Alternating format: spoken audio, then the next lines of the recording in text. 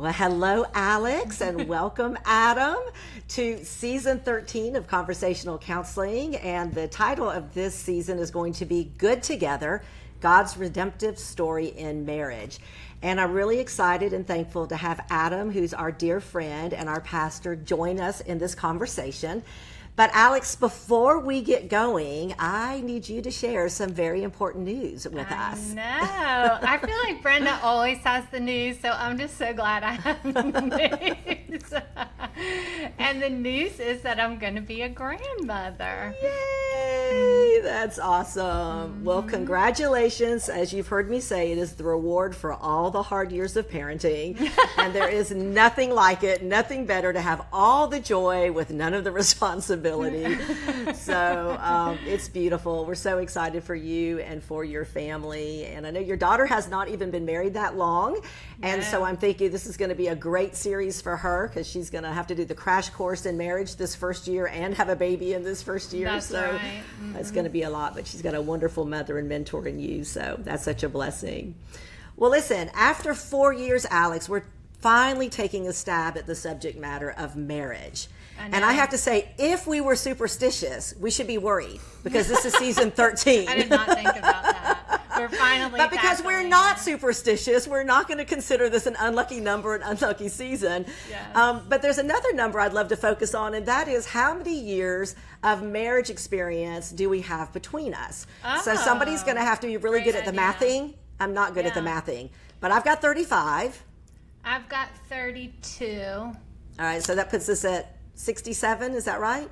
Yes. What about Adam? We're at 18, closing in on 19. Oh gosh, I do not know how to add 67 to 18 or 19. Somebody else want to do that? I'm going to say that puts us like over 75 or way over 75. Over 85?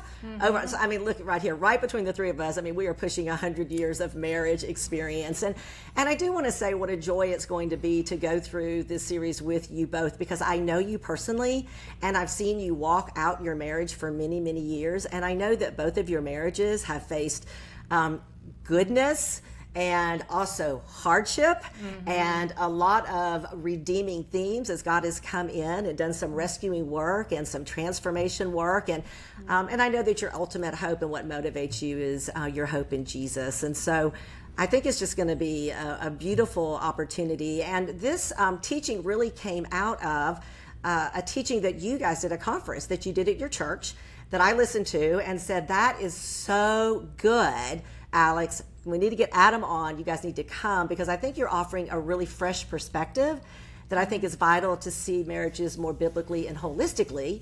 Because Alex, we've talked about some of the reasons like why we have avoided this topic. And what would some of those be?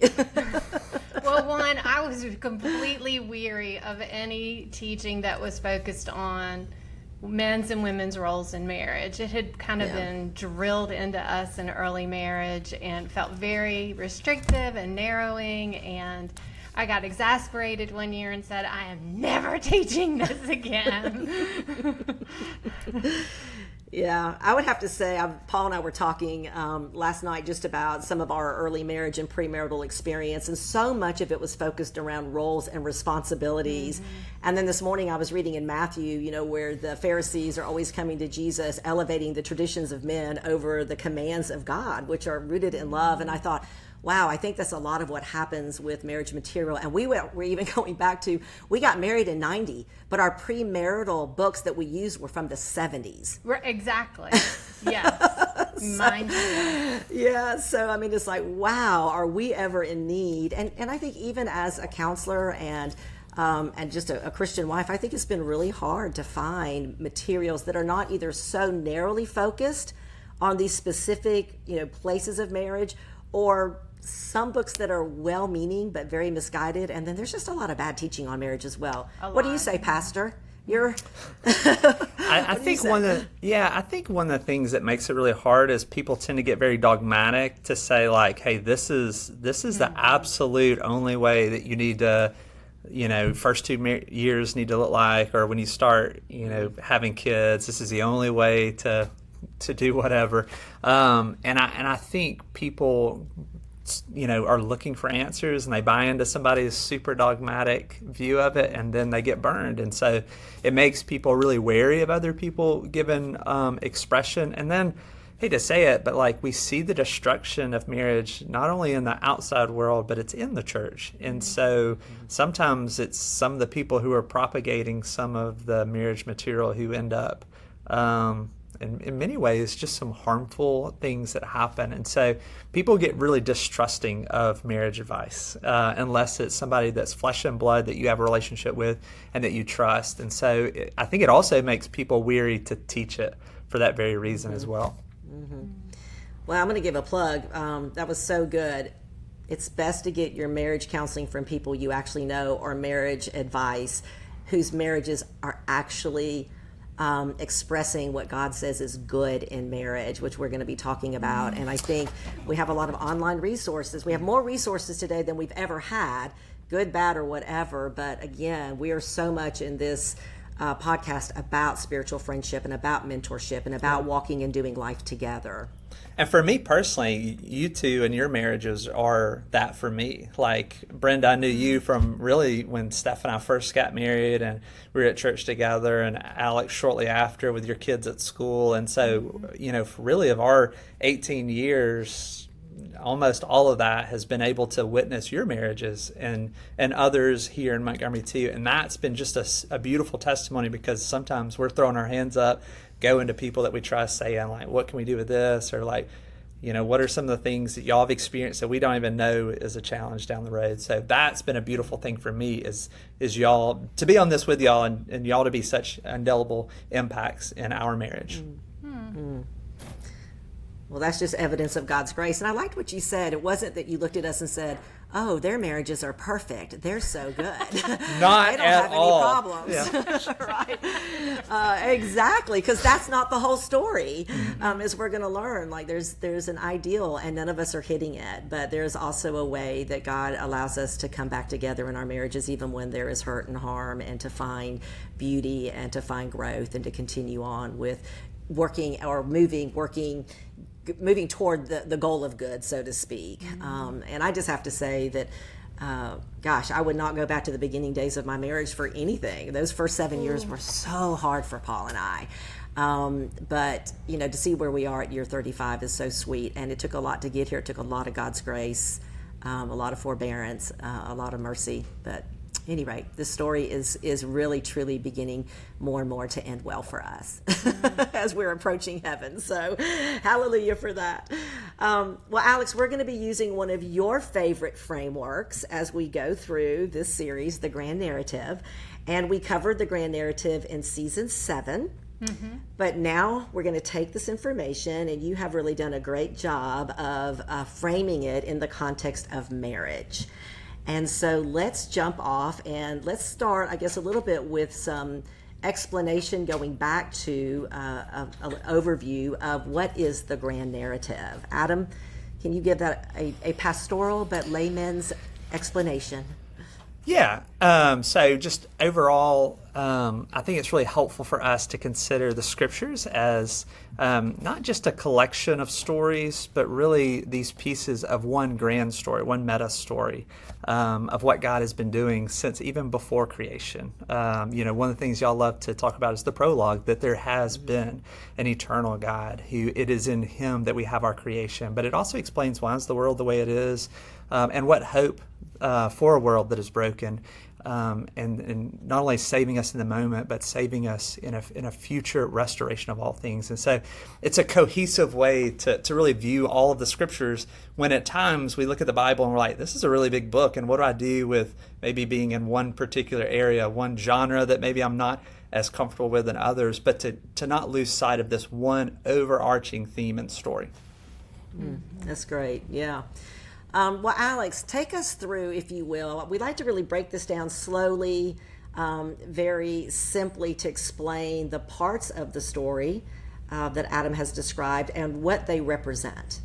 Yeah, so we say there are 5 parts of the story. Some people say there are 4. We like to start with the prologue of the story, because we think in the beginning God means that there is a story before we as his creation come onto the scene. And so the prologue sets up his lordship over all things, and then creation, fall, redemption, and restoration. And in creation, we're just talking about life, how life came to be, how we were made. The fall is where we see Adam and Eve fall into sin and rebellion against God, and there's a lot of loss. We see the effects of the fall. And most of the Old Testament, or the entire Old Testament from then on, is about the story of the fall and how we are seeking redemption, which is the next part of the story, where we see that Jesus comes to redeem us back to God. We see he bridges us back into relationship, puts us back into right relationship with God. And so it's the story of his love for us. And then finally, we look forward to the part of the story that hasn't yet to happen, which is restoration, where life, the heavens and the earth, will be restored to what God intended it to be, and new life will come again. And so we're caught, we like to say, in this place of the story called the now and the not yet, where we're experiencing some of the effects of redemption, but we're still living with the effects of the brokenness of the fall. That's good. And I do need to point out that we have a nice alliteration going, because we are now known for our alliterations. One didn't quite fit because we had to put new, but I think this is really good, and we'll post this somewhere where people can see. But with prologue, we're talking about lordship; with creation, life; with fall, loss; with redemption, love; and then restoration, new life. And so that's just kind of an easy way to remember the parts of the story with, I think, one little word in front of it. But I think the question is, why would we look at marriage in the context of the grand narrative? Why would this be an important way? I don't think most people actually even think to approach marriage this way or think about it this way. I certainly know that until I understood the grand narrative, I never did. And then even after I understood the grand narrative, it took a long time for me to understand that it might have a place in the discussion of marriage. So one of you speak to that about the pairing of the two. Yeah, I mean, I think as we consider the Bible, again, as God's progressive plan of redemption in the person of Jesus Christ, we recognize that it gives all of life meaning, that it's not just our golden ticket to heaven, it's not just, hyper-focused in one particular area, but actually it shows us really like not only our creation as people and some of those basic elements of our the very fiber of our beings, of made for relationship, made to do things, made to enjoy this world, but also like that relational aspect, particularly in marriage, of husband and wife, that it finds its roots in our Creator God who has designed it, but also the one who, as sin has twisted it and perverted it, is the one who is redeeming it and gives, in some ways, puts these pieces back together in a beautiful mosaic that is glued together in a sense by the very blood of Christ. And so it gives not only all of life meaning, but it shapes our view of how to approach suffering, how to approach our own letting each other down, our own sin against one another. It helps us understand that we're sinners and we wound each other and we are wounded by the other, but that's not the end of our story. We also have the capacity for repair, to reconcile. It helps us to root our story in God's story. Sometimes we get so hyper-focused on our moments that it feels like our worlds are caving in. It feels like there could be no hope. And when we are able to kind of zoom out, that's one of the things that was just so beautiful, the way Alex did it when we taught it here at the church, was this kind of zoom out, zoom in language. And when we can zoom out and see, wait a minute, like there's a sovereign God. He is in control. He is working a plan. He has been working a plan, even from eternity past, and it is marching forward to Christ's glorious second return.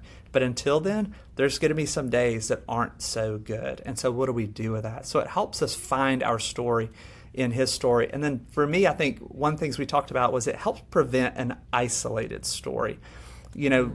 As Alex kind of laid out the different chapters of it, sometimes what we tend to do is we blow right past prologue, right past creation, and we start with we're sinners.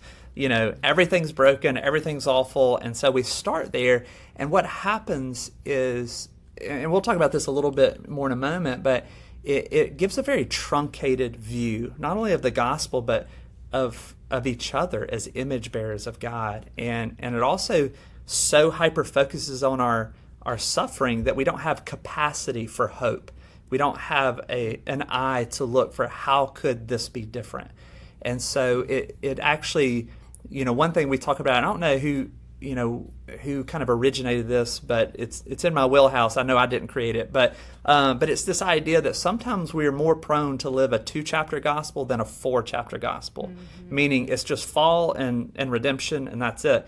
But really that creation, fall, redemption, restoration gives a bigger view of the whole story, and looking at creation helps us view the goodness of God's design. Restoration helps us see the hope of the future, and to see all that together is to see God's steady, good, loving, sovereign hand at work.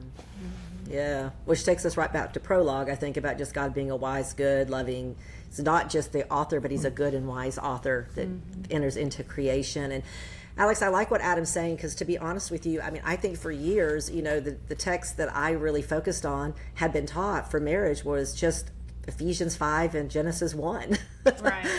And what I'm hearing Adam saying is with the grand narrative, like marriage is touching all the areas of our life. There's not an area in our life that isn't touched, but we get really hyper-focused just on a few texts and make our view of marriage just about those particular passages that are only speaking to marriage. We've got a few others, but talk a little bit about this idea of getting a bigger view of marriage through the grand narrative.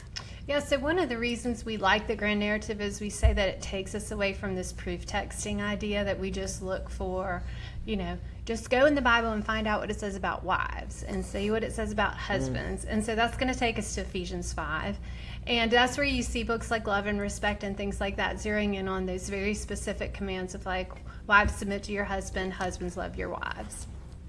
And we think it just gives a really blunted, narrow view of the way spouses should interact. So it's focused on this one thing of how Paul is talking about, in a very specific context, how he's talking to husbands and wives. But we recognize if that's the inner circle, like the bullseye of what he's saying about marriage, we have to place that in the greater context of what does the Bible say about how we treat each other as brothers and sisters in Christ, about how do we treat each other as fellow heirs, how do we sharpen one another, how do we understand mutual submission and one anothering. And then if we zoom out even more, how do we treat each other as image bearers? What if your spouse is not a believer, not a fellow heir? Then how are we called to treat one another as those who bear the stamp of God and reflect him on this earth?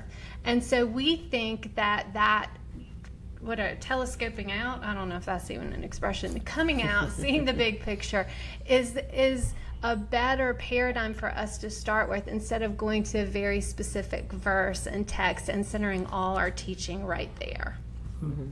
So what I'm basically hearing you say is that we could go to many places in Scripture and find application for our marriage. Exactly. If we're talking just how to treat an image bearer, a friend or a foe. If we're talking about how brothers and sisters in the church should relate to one another. Friends, all kinds of different relationships, and all the ways that God is instructing that we love one another well are all the ways that we could apply the Scripture to marriage. And maybe could we even argue that if marriage is this really sacred relationship, it seems like to me that we should be applying all of those principles the best and seeking to flesh them out the most within that marriage relationship. Right. Mm-hmm.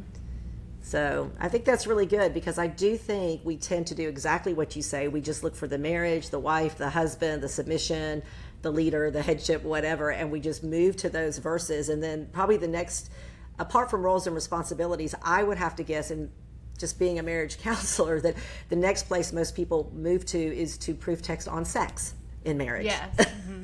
Right. I want to talk about dangerous. Let's just go to this one verse on sex. Yes, and that's a podcast. That's a topic for a whole different podcast, Adam, that we'll have you back on. Looking forward to it. Yes. So the danger is that we end up having a very small view of marriage, a very small view of the greatness. I mean, God has given us this great and good design, and we forget And then I think we have wrong expectations too. So can we maybe just kind of recap in each part of the story a little bit about what we mean by, in those stories, what's happening? Yeah, and I almost just want to piggyback on that of again, like, I think we said this like on another video a little while back, maybe even before one of y'all's interviews, but we sometimes go to what feels safest to us, and sometimes like being either dogmatic, like really hard line on something because it's what we grew up hearing, or somebody that we trust more than anybody else is the one who said it, or we just don't like living in the tension of something that's not completely clear. It almost seems safer to go to proof text something. And we want to know we're doing it right. Like we spend most of our time just want to not get it wrong instead of thinking of what's really flourishing. And so one of the things that looking at marriage through the lens of the grand narratives, it helps us see, again, keeping God's big story in view, but to see what does real flourishing for humanity look like, especially in the relationship of husband and wife. And so as we consider prologue, we start with a loving, wise, and sovereign God. We see not just with commands to do something or prohibitions to stay away from something. You actually start with the character of the Creator to understand the creation. And that is just, again, like all of the scriptures in many ways are trying to reorient our eyes to the glory of the character, the nature of our Creator God. And we're so prone just to look at his commands and say, I did it right or I didn't do it right, instead of even asking the question of the things that are really specific commands. What is the heart of the lawgiver in this law or in this prohibition to not do this? Like, what's actually the heart of the lawgiver in this? And so we start with a loving, sovereign, gracious God who creates and designs marriage because it's a good design. So in creation, we actually see to not only just the very specific realm of marriage created, but we see the distinctives of male and female, and it allows us to so nurture appreciation. Like when we're able to really hold creation in view, we're able to hold out the capacity for real appreciation and delight in the other. When we really like only focus on creation, it gives us, without understanding the rest of the story, we sometimes get in kind of a delusional view of marriage, of that it's supposed to be like, just perfect all the time. If we really were to start in the fall and miss creation, though, then we would actually begin to only look at the shortcomings and have what we sometimes talk about a negative sentiment. Or maybe another way to say it is we walk and stay in an ungenerous story towards the other, towards our spouse, seeing them only as a sinner or as a failure, and how they're not meeting my needs or not what I was promised or whatever. And so we start with that negative sentiment. When we forget redemption and restoration, we begin to dress rehearse tragedy.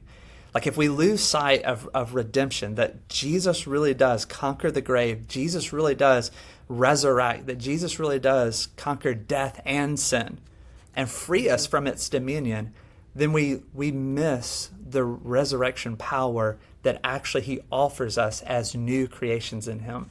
That our marriage, like the hope of our marriage is Christ, not just new tactics today. And so the reality for Christians is your best days are always ahead of you. That's what restoration really shows us, is it nurtures hope. It grows hope when at times what we've experienced in life almost treats hope as dangerous, and we just don't want to feel that pain of hoping it could be better again. Yet holding God's story in view allows us, not just cognitively in our mind, but allows our bodies to sink into the capacity for hope again. And so that's one of the beautiful things, again, is like if we cut any of these chapters out, one, the story doesn't make sense, but two, it actually prohibits us from true growth moving forward. I think that was all really well said. Alex, do you want to add anything to that? I just would. I'm just going to summarize it the way we're going to kind of lay it out for the rest of the season. That when we connect the grand narrative in marriage, today we're talking about that there's a prologue, that there's a God who exists. He's a loving and wise God. He has authority over marriage. He has a good design for marriage. That in creation we see that marriage is good, the way God made it.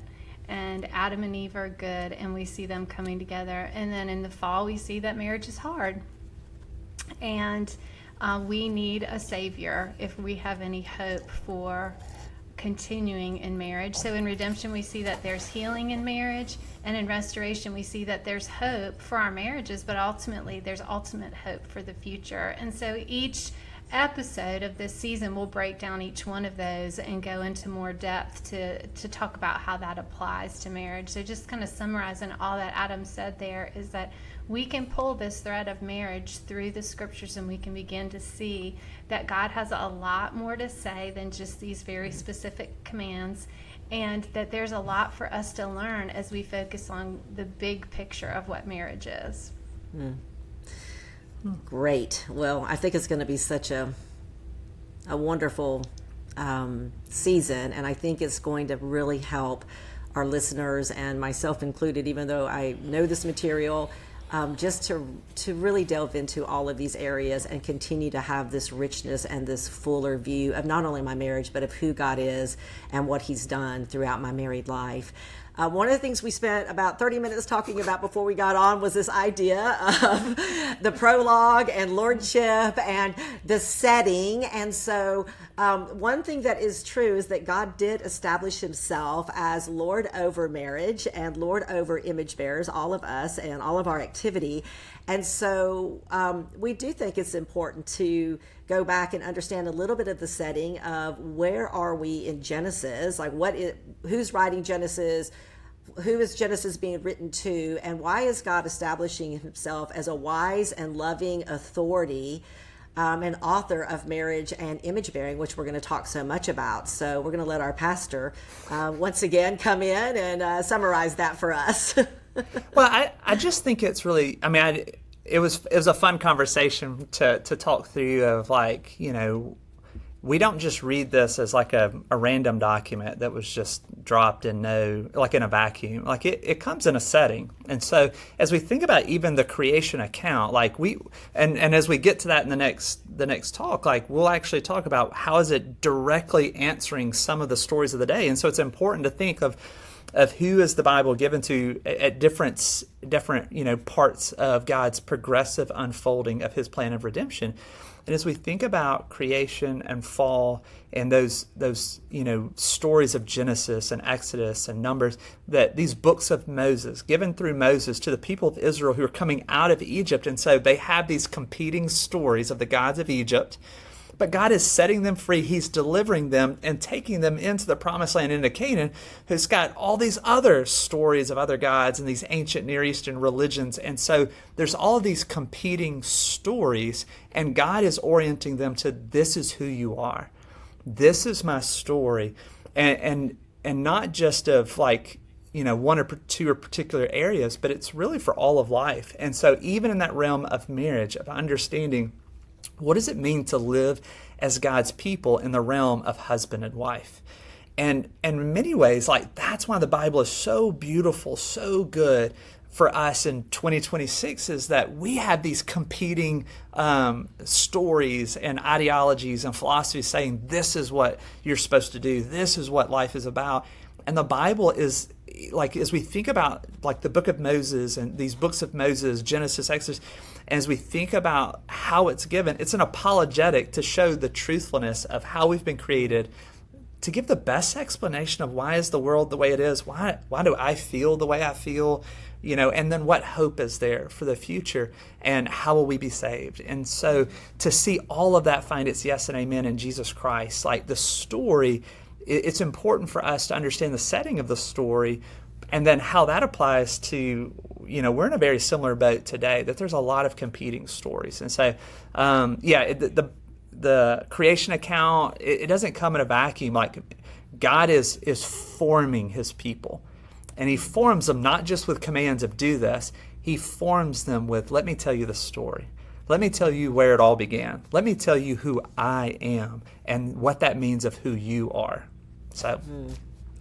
Yeah, I think sometimes we have this impression that there's like this little angel that's following Adam and Eve around and is transcribing Genesis, right? And that's how we get the book of Genesis. Yeah. We don't realize like Genesis is given to Moses, and it is in this context, which I think is so important for us to understand. And I love what you said about competing stories, because the truth is we come into our own marriages with a lot of influences and a lot of competing stories to God's stories within our own story. And then kind of what you were saying, not everything's so black and white. There's a lot of gray in how you want to participate in Christmas, or, who you're going to give to in your finances, or how many children you're going to have. But we can also just come with some very specific and dogmatic views of how we want our marriage to look, and that creates a lot of conflict. So, there can be ungodly influences that we can bring in, or just differences of opinion based on our worldview and the way our parents did it and the influence that have formed and shaped us. Yeah, I was thinking when you were talking, it might be helpful for us to name some of those competing stories, because I think that language is something we're real familiar with. And people may not recognize that when we're talking about a competing story, we're talking about the thing that we make meaning of marriage with. So just in the last couple of weeks, I've sat with people who marriage is to fulfill their needs. Yeah. That's their story. They may not consciously be thinking that, but they're operating out of a viewpoint of marriage that you, my spouse, are here to have my needs met. Or another one is, for a lot of women, marriage is what I was made for. I was made to be a wife. And we like to say, and we've said really from early on in our ministry, Brenda, that wife is one role that we as women have, but it is not the role that we were created for. It's just one role. And we have a design as women that's beautiful outside of marriage. So if you're single, it's not hopeless for you. Mm-hmm. But there are lots of... We use that word story to convey that people come in with a lens or a set of glasses, a framework that they're understanding marriage through. And oftentimes what we do when we sit down with people is we help them to see what that story is they're telling themselves about marriage that is not true. And most of the time, like, we don't understand the water we swim in. Like, that's part of it, is that we've been so just flowing down the stream of cultural narratives and stories and what's been passed on, and that's both in family, that's both in schools, that's both in our church setting. Like, it's all over the place, and so it's just helpful sometimes for us, again, like, in many ways we're coming to the scriptures looking at it as a mirror, and how is it exposing, like, wait a minute, what has been shaping me, what's actually forming me differently than what God says, this is how I'm forming you. So that's really helpful, Alex. Yeah, it is. Thank you for clarifying that, because I also think that we can see it more as like worldview being more culture or big picture. But I like, Adam, that you focused in on the fact that, you can look at your family has a family culture, the education system you were in, what you were taught, how you were taught, that was a culture. Even your church has a lot of traditions and cultures that it holds on to that you are going to bring into your marriage. If you've never been church, then you still adopted and picked up some views on what was modeled for you, or what you saw on Netflix or whatever streaming service you use. And of course now there are so many other influences that are shaping marriage. We know with the prevalence of pornography especially, that is really having such a damaging effect on God's good design for marriage, and just other influences, I think, of a lot of what I call adulting, people just not wanting to settle down or take responsibility, or just kind of like the perpetual let's just keep playing as long as we can. There are a lot of things in our culture that are just working against this idea of marriage. And I mean, that's a huge one right now. Is marriage even worth it? I mean, like, that's worth it? I mean, that's a huge one, even in Christian communities at times right now. Is marriage even worth it? Yes. And so that's why it's so, like, what is God's story of this? Yeah, so good. Well, Alex, one of the things we talked about that we want to provide after or alongside each of these episodes is a tool So I believe that you have a tool that you are going to do another recording. All the tools will be recorded separately, but I'd love for you just to give a little idea if you already know what you're doing, if you haven't. Adam, I don't think you and I even talked about this, but I think what we'll do for the prologue is we'll use Pete Scazzero's material about family genogram and family culture. And there's just some diagnostic questions. There's a way to map your family tree for 2 or 3 generations, and then some diagnostic questions about what your family culture is to help you to narrow down and to be able to see the water you swim in that is hard to identify, and to be able to just talk about what was your family's view of money, what was your family's view of men and of women and of free time and of holidays, and those are all questions that end up influencing how we come into marriage. And so we'll explain that in a video and pass along Pete Scazzero's information on building a family genogram, and then asking some good culture questions to identify what your cultural influences are. That's great. That sounds a little complicated, but I bet you'll break it down for us. give us the Reader's Digest or the Geneagram for Dummies or something like that, okay? But I'll give it a try. And I love the culture questions for sure. Sound like they would be something that everybody can dive into. It is actually a really worthwhile pursuit, as much as you can, to look back a generation or two. I know that we're often disconnected from a lot of our ancestors these days, and we don't often know, but I know in our counseling, that prologue, when we can say, well, your parents were this way, but what set them up to be this way? You know, and it also really gives you a lot of compassion. I think it allows us to be more gracious with one another when we realize a lot of times that we inherited, if you will, a certain view of marriage and a certain view of life, and how that can be so damaging without the redemption piece of the story. So, well, listen, guys, I think this has been a great first discussion, and I'm super excited. The next episode is going to be on creation, that marriage is good.